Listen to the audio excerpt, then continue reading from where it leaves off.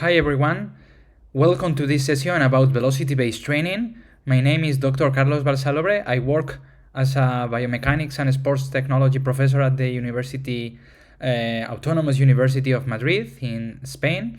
And thank you very much to NSCA for inviting me, for giving you this session, this lecture about the basics and how to bridge the gap between the theory and practice in a real world setting using novel technologies and simple technologies to understand how we can improve our resistance training session using velocity based training.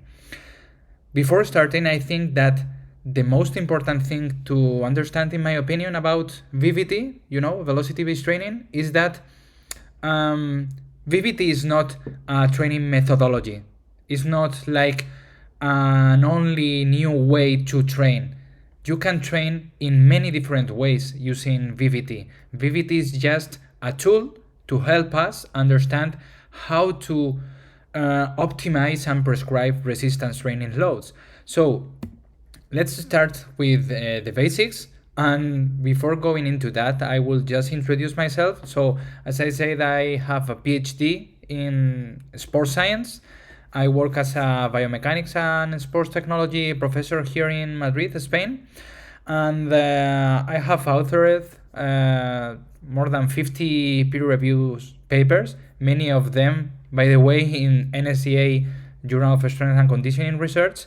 I'm happy to work also as a strength consultant with Olympic athletes. And over the last few years, my main work, or at least the work by which I'm most recognized worldwide, is the development of different apps to measure human performance, such as my Jump Lab, which is quite successful, to be honest. I'm really happy to have more than 150k downloads worldwide. So maybe you have heard about that.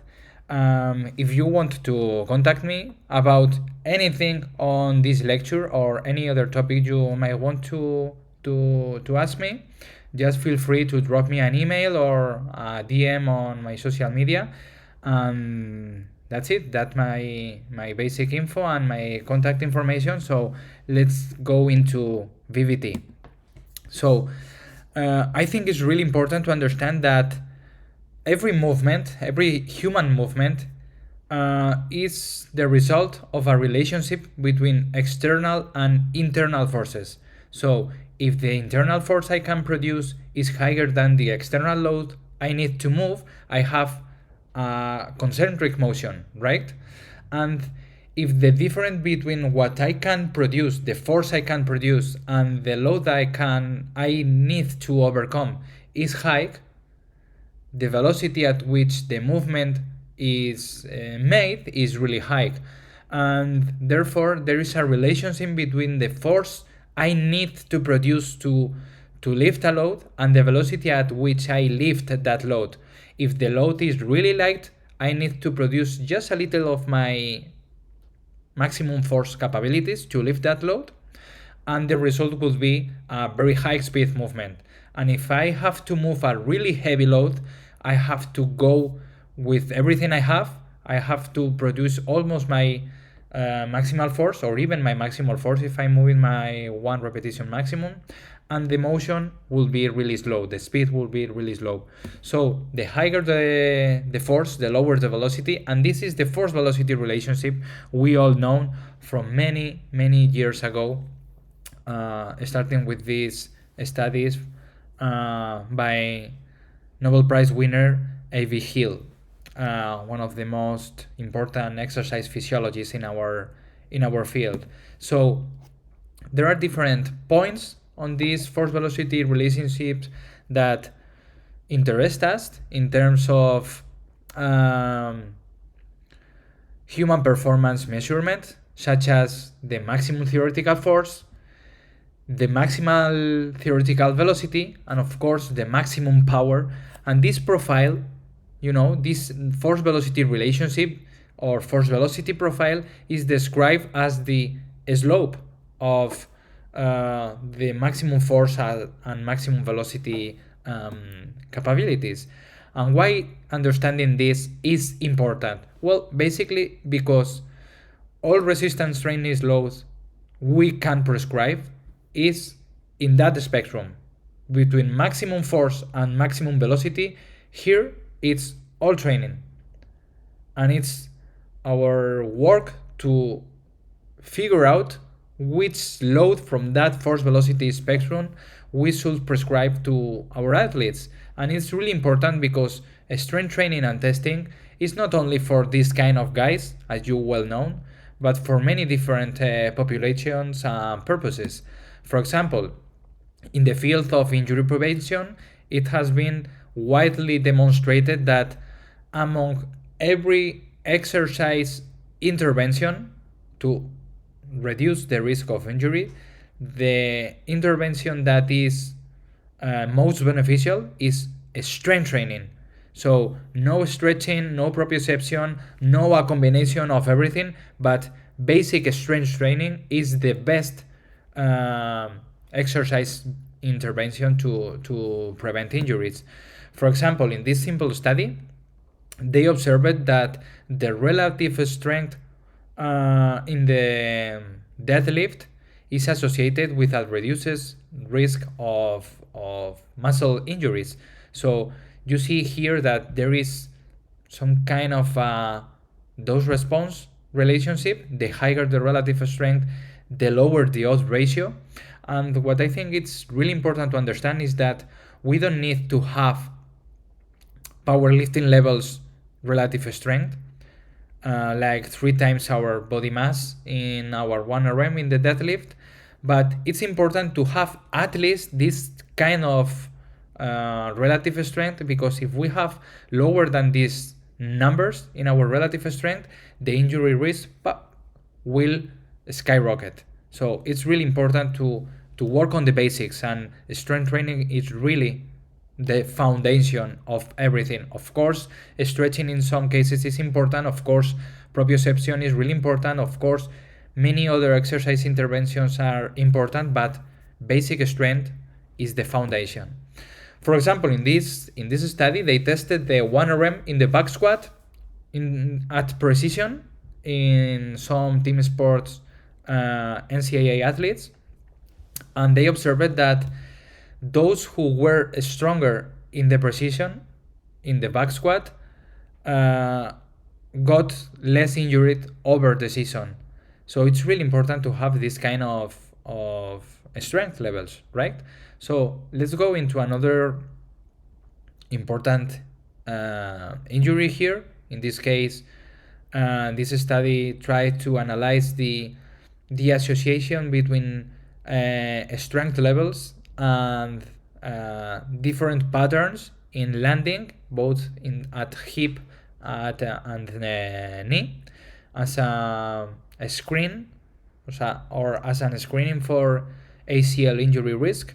So they observed that the two most important factors when it comes to ACL injury risk, hip abduction and knee valgus, were most associated with modified single leg squat and bilateral squat. So the stronger the athletes in the squat, both bilateral or unilateral, the lower the hip abduction and the knee valgus when dropping a jump.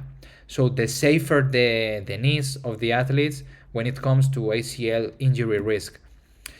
And if we go to another area, in this case in the space of healthcare, there is big, massive studies like this, with 2 million men and women. So great sample, 2 million people, and they observed that higher levels of upper and lower body muscle strength was associated with a lower mortality. So imagine how important the strength is in different fields, in different aspects. You can't, and I love this sentence, this quote, you can't go wrong getting strong.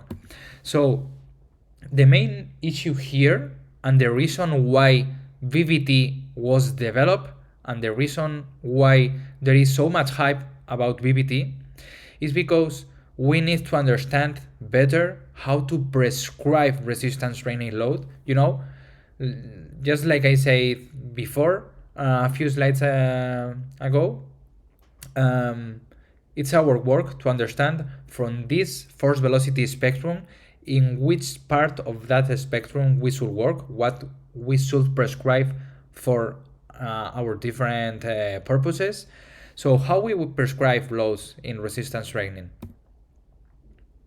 Well, of course, the old school way and the gold standard way actually is actually measuring it, measuring the 1RM. So I will measure the 1RM of my athlete.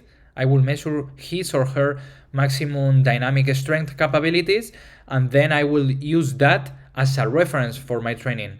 The main problem is that measuring the 1RM requires a really maximal effort, an effort just like you see here in this CrossFit athlete, Canadian CrossFit athlete, by the way.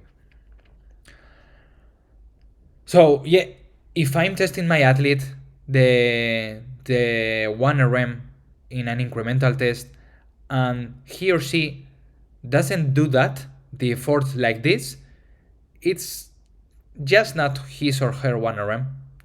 So making an athlete to suffer this much in a test is not always possible, because we not always work with elite CrossFit or powerlifting or weightlifting athletes. We have many times many populations in which it's really important to train for strength, but they are not experiencing heavy lifting. They are not physically or even psychologically prepared to lift a very heavy weight with that maximum intent. So it's not adequate for this kind of populations. Really young kids or sedentary people or older fragile adults. So even if we have CrossFit athletes, powerlifting athletes, strongman athletes, weightlifters, etc., even if our athletes know how to lift the 1RM, the problem is that the 1RM varies day by day. Just like everything. Just like if you test the counter movement jump every day, or a 10K every day, or a sprint every day, or any performance test you might think about, there will be daily variations based on many factors: mood, stress, fatigue, delayed onset of muscle soreness, nutrition, sleep, problems at home, at work, etc. So if the 1RM really varies day by day, and by the way, this graph you see here is the daily variation on the bench press 1RM on a 60 kilos amateur power lifter, and you see that the variation was huge. Some days he was able to lift more than 105 kilos, and one day he was only able to lift 85 kilos. So the problem here is that if we want to train, let's say for example for 4 weeks at 70% of the 1RM, the problem is that if we just test the 1RM the first day of our mesocycle, and then we prescribe the 70% of that, the problem is that 70% of day 1RM is 70 kilos.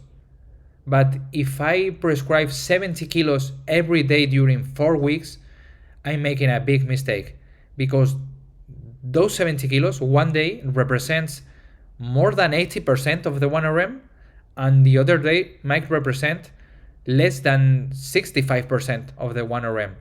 So in order to be really accurate, in order to really prescribe what I want to prescribe, we should do the 1RM test before every training session, just to understand what is the real 1RM every day, right? But that is crazy. No one does that, because it's really time consuming and because it's really fatiguing. So what is the alternative here? Well, of course, the indirect measure of the 1RM or the indirect estimation of the 1RM. How can we, and indirectly estimate the 1RM without testing the real 1RM? Well, for example, what you see here is the last repetition of a 12 repetition maximum test, and we all know that this kind of repetitions to failures test have been used a lot in the literature to indirectly and sub-maximally estimate 1RM.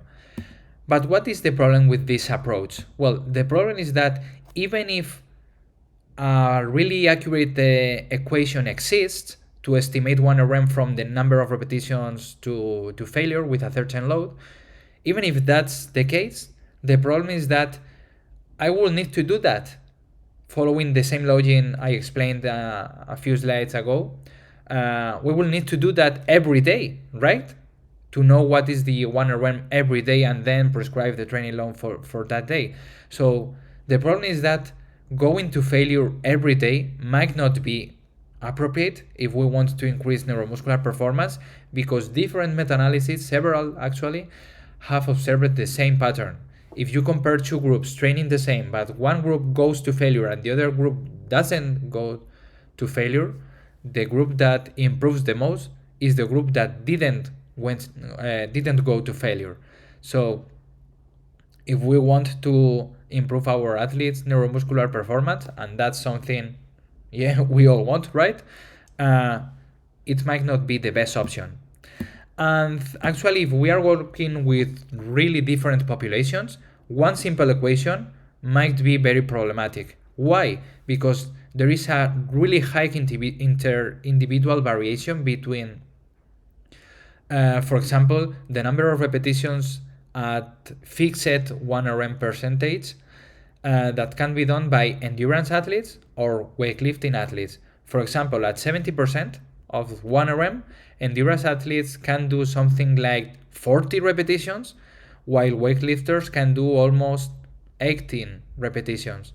So huge difference, and that is a problem, and that's why we need more alternatives to estimate the 1RM every day, to prescribe our training loads in the most accurate way possible, and without doing it in an inaccurate way, and of course without doing the real maximum test, right?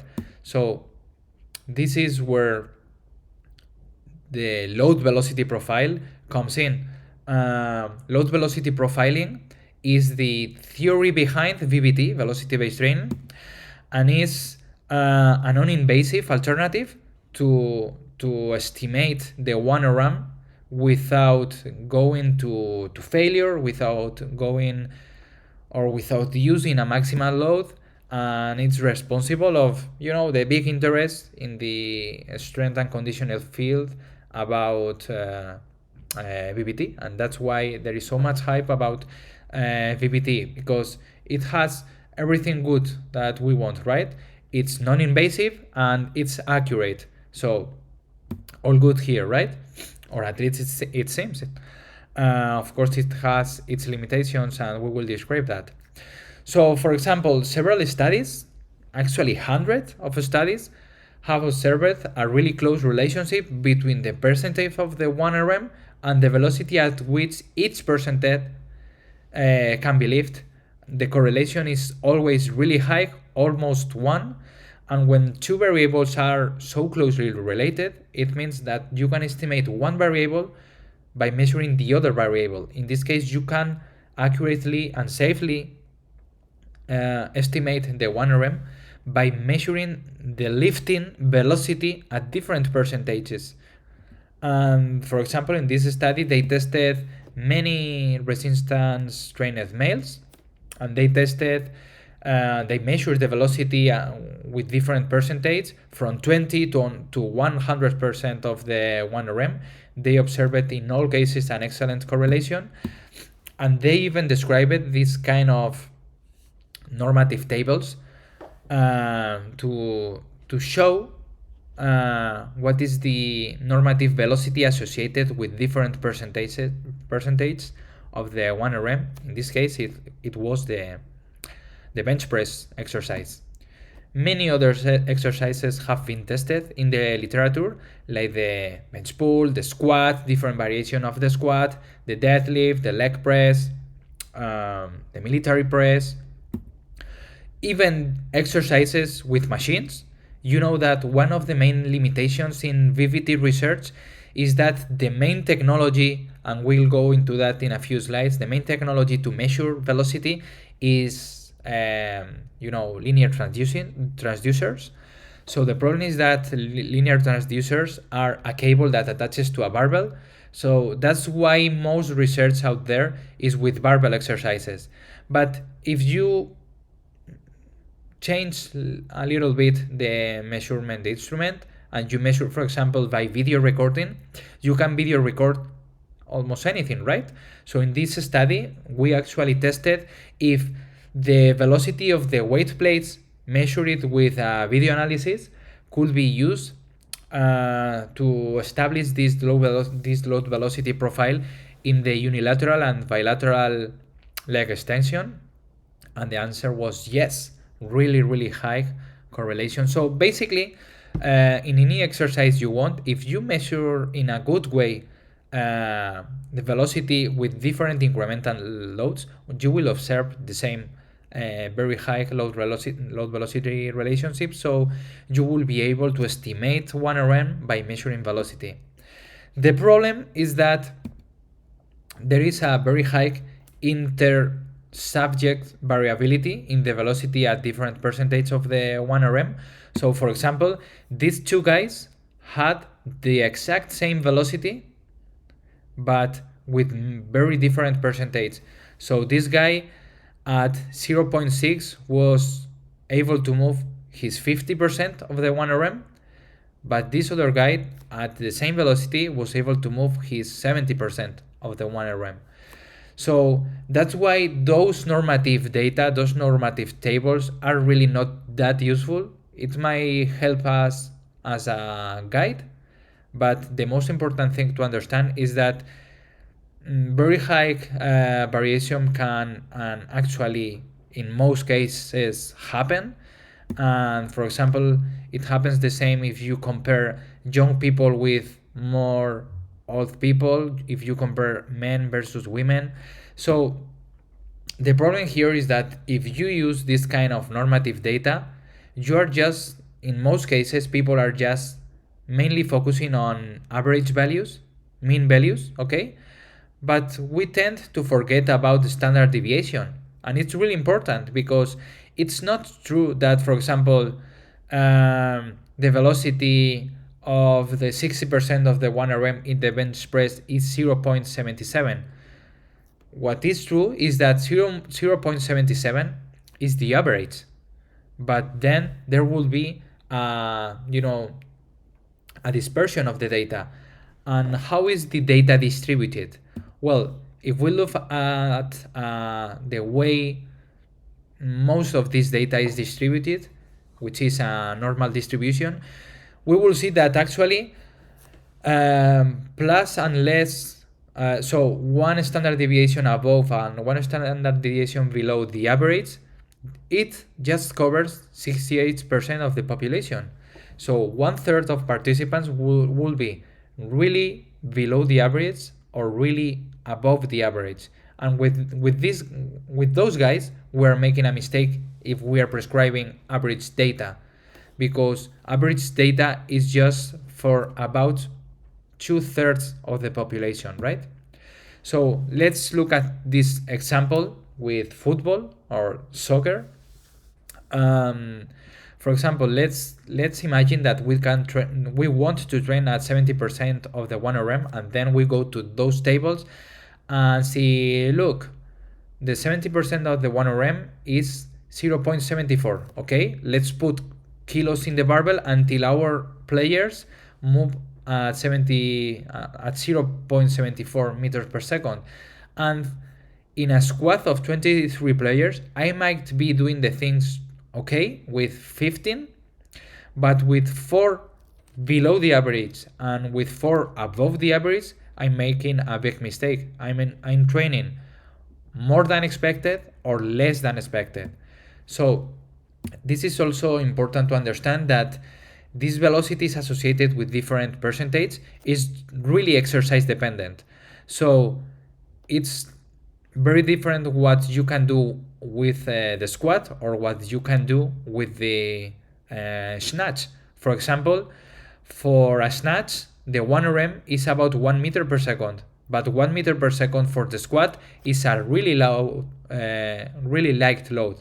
So these kind of velocity zones you see sometimes in social media, etc., are not really good to follow, because in some cases it might be right, but in many cases they are totally wrong. So what is the solution? How do we take the good about BBT and remove the ugly about BBT? Well, let's just follow two steps. Steps one will be forget about normative data and create an individual data for our athletes. So we will do an individual load velocity profile, which is basically an incremental submaximal test. For example, imagine 4 loads in which I will do 2 repetitions per set with my maximal intent, and I will rest between sets about 3 minutes passive rest. Okay, I will measure the velocity with each load. I will register the fastest velocity with each load, and the loads to be used should be about 65 to 85% of the 1 RM. So not very light, but of course not really maximum, because we are trying to avoid to do maximum stuff, right? So we have to try to be consistent. So always try to increment the same step in our load. For example, I move from 80 kilos to 100 kilos to 120 to 140. So increments of 20 or increments of 5 or increments of 10. It depends on the exercise, and of course it depends on the athletes. So for example, a good test will be if an athlete is able to lift 120 kilos in the 1 RM in the bench press, a good test would be with 85, 90, 95, 100 kilos. Okay. So, and that will be the step one. That will create my profile, my individual profile, that will allow me to estimate my 1 RM. But the step two is even most important, because it's really time efficient for our daily work, and it allows us to estimate our 1 RM in a daily basis by just measuring one load. For example, 45 kilos, I measure every day before my training or during my warm-up. I always use the same load, and for example today 45 kilos, I move at 0.7 meters per second. Okay, let's look at my individual profile. This means that today your 45 kilos represent 50% of the 1 RM. Then today your 1 RM is 90 kilos. But imagine that tomorrow you are really fatigued, you have a lot of soreness, and the same kilos you move at 0.5. So the same 45 kilos will represent almost 70% of the 1 RM. And then the 1 RM of that day will be much lower. And that's why we take care about this kind of individual variations in the 1 RM. And one, of course, additional step I like very much is to just ask your athletes. In this study, we actually observed that if you measure the load velocity relationship, of course you will have a really accurate estimation of the 1 RM. But if you ask for repetition in reserve, you get an even higher estimation or more accurate estimation of the 1 RM. So I'm all in combining objective data with subjective data. It's really important in my opinion. So one thing velocity-based training is also here to solve is to answer the question, how many repetitions should I do per set? Okay, we have now prescribed or uh, estimated my 1 RM using movement velocity, but now how many repetitions should I do with that load? Well, the metric that we use in VBT to try to answer that question is velocity loss, which is the difference between the fastest and the slowest repetition. And the basis here is that in many studies it has observed that the higher the velocity loss, the velocity load, the highest the velocity loss, the highest the neuromuscular fatigue. And if we train with different velocity loss thresholds, actually different outcomes we can expect. In this case, in this study, for example, they compared two groups training the exact same same program, but one group did repetitions until a velocity loss threshold of 40% of velocity loss, and the other group just 20%. And then after 8 weeks, they compared neuromuscular adaptations, and they observed that in most variables, 1 RM, average velocity, counter movement jump, 20-meter sprint, in most variables, the increments were the same, but with a really important difference, and it's of course that the group who trained with a velocity loss 20% threshold trained much less with a much lower training volume. And this is key because in many sports in which we don't have many time and we play a lot of games over the week, we have to be really, really efficient. We have to achieve the most with the less. So in this case, if we are able to have the same neuromuscular adaptations, if we are able to improve the same our jump, our strength, our velocity, etc., but doing less repetitions, and therefore,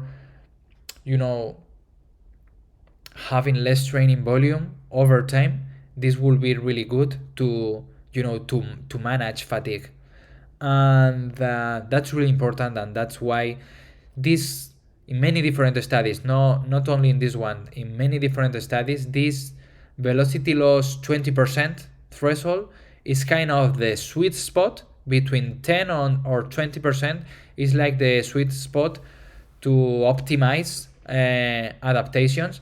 But of course, it's important to understand that if our focus is to build hypertrophy, we will need, in this case, more velocity loss thresholds, because we will need to do more repetitions, because one of the main drivers of muscle hypertrophy is, as you know, high volumes of trainings.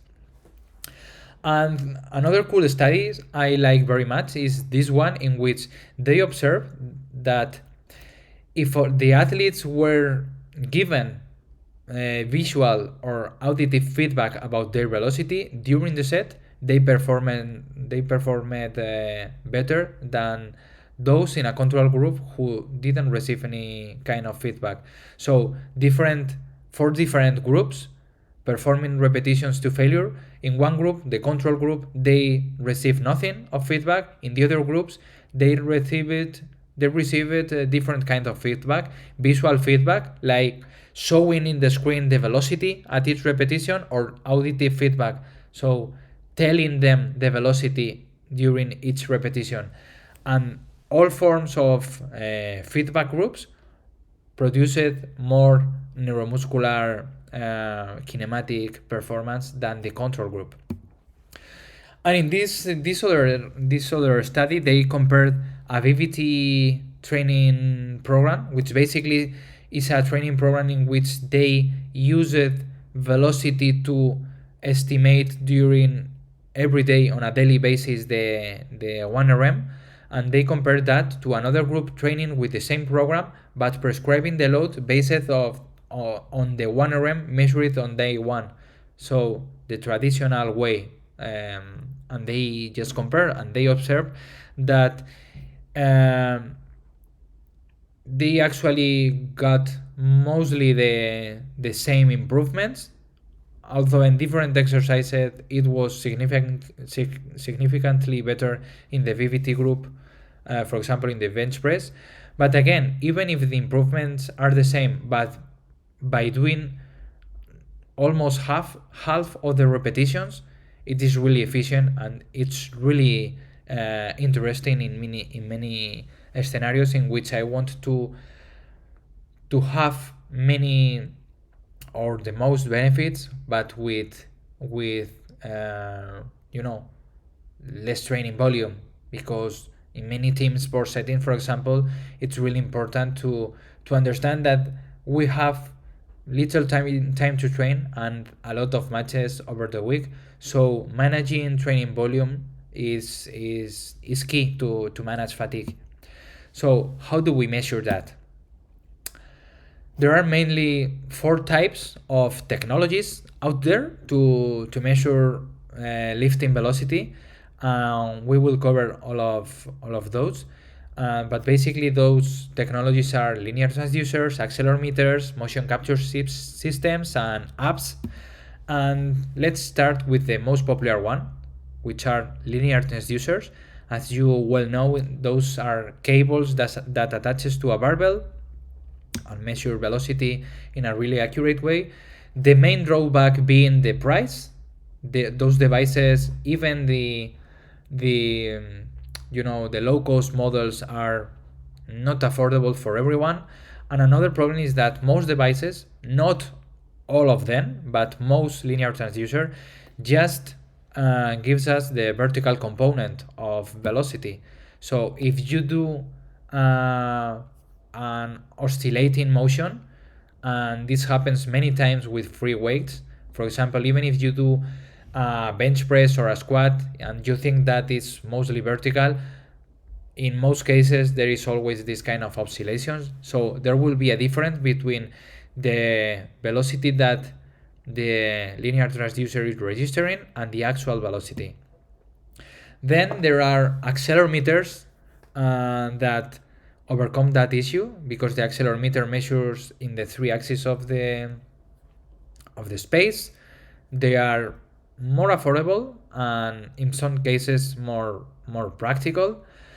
The main problem is that they use complex algorithms to detect when each repetition starts and ends. These algorithms are also exercise dependent. They don't measure velocity, actually, they measure acceleration, and then they have to integrate the data to get velocity. And all of that, even if they are validated in some studies, all of that results in conflicting results in the literature. In some studies, the correlations with gold standard is better than in other studies, so not really a consensus. It was actually shown that even in the cases that the authors shown good validity of these devices, they are the least accurate devices of all the alternatives that I'm going to show you today.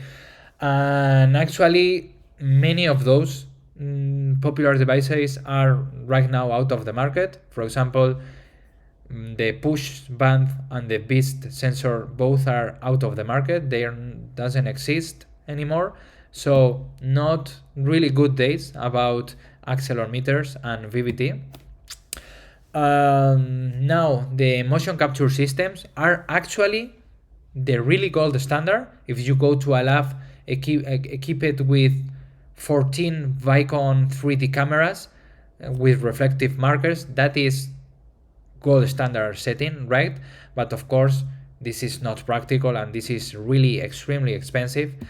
And different motion capture devices using cameras or different sensors, etc., like the Perch, like the GymAware Flex, etc., are cool devices, validated devices to measure movement velocity, but again, not affordable for everyone or for every appropriate for every setting. So that's where apps come in, because everyone has a phone, right? Everyone has a phone in his or her pocket, and they are actually accurate to measure velocity. And for example, that's what I did with my lift. In this app, I just video analyze with the slow motion recording that we all have in our smartphones, right? And we compare the time it takes to do the motion, between the start of the lift and the end of the lift, and we compare that against a gym hour. Well, there are like 4 or 5 different studies from different parts of the world replicating these first results I have in the first validation study. And we basically observed that both in the bench press or the squat and also in the hip thrusts, the comparison between the linear transducer and the app was really, really good. For example, in this other independent study, they tested many different devices at the same time. We tested, or they tested, because it was I wasn't involved in this research. They tested 3 different linear transducer. They tested 2 accelerometers and 2 motion capture systems and my app, and they observed that my app,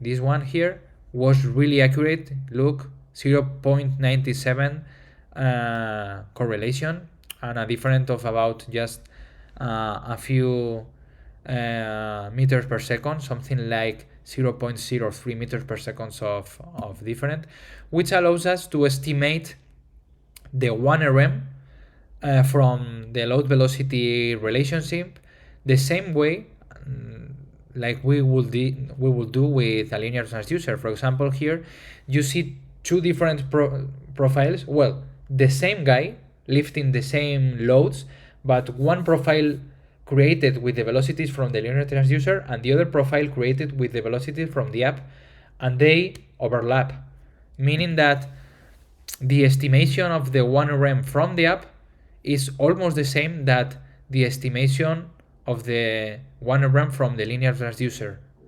Different version of the linear transducers, by the way. So with the pass of the years, I kept updating the app, and in this case I added this feature to track the path of the barbell, and we compared that with Vicon and observed that the trajectory on the snatch was really similar. And basically what you do here is to record a video or import a video, and then you analyze that video, and the app follows the path, etc., etc., and you see the vertical displacement and things like that. And the latest thing I have done in this app is to use some artificial intelligence techniques to measure in real time. So this is the part of the app I'm most proud about. It's the one also that I'm working the most, actually for years, until I finally was able to make it work. And yeah, basically you just need to point your athlete with the phone, and in real time you are going to see the velocity at each repetition. And it's a really good alternative. It's actually right now under review. We have validated it, and the paper is under review, and it's a good alternative because you don't need any sensor, just your phone. And yes, that's it. That the app, by the way, if you are interested in it, it's named My Jump Lab, and it's available for iOS devices. And I think that one of the most important things to understand is that we need now to analyze this data. We are not measuring just for the sake of it. We need to understand how to use this data, this velocity to give relevant information to the athlete or to the coach, in the case I'm a consultant or an external advisor or something like that. Because, for example, if we go into the mind of a data analyst, this is what they see. Data analysts, okay, a lot of data, a lot of variables in complex ways, and this is what coaches and athletes want. Just tell me the things in a language I can understand so I can make decisions to train in a really simple, fast way. So we need to bridge the gap between those uh, different personalities. So we will be right in the middle. We will be great coaches, but we will also understand data in a simple way to translate that to our athletes. Remember, I always love to say that making complicated things simple is really a superpower, and we need to look back. I like to look back and to remember that not so long ago we were measuring performance in really old school ways, right? But right now we can do many things just with our phones. For example, in my PhD I used a lot of things like linear transducer for strength, photo or timing aids for speeds, jump platforms, computers, sensors, accelerometers, a lot of cables, a lot of batteries, and everything I tested during my PhD I could have tested just using my app. That is actually crazy if you think about it. So that was it about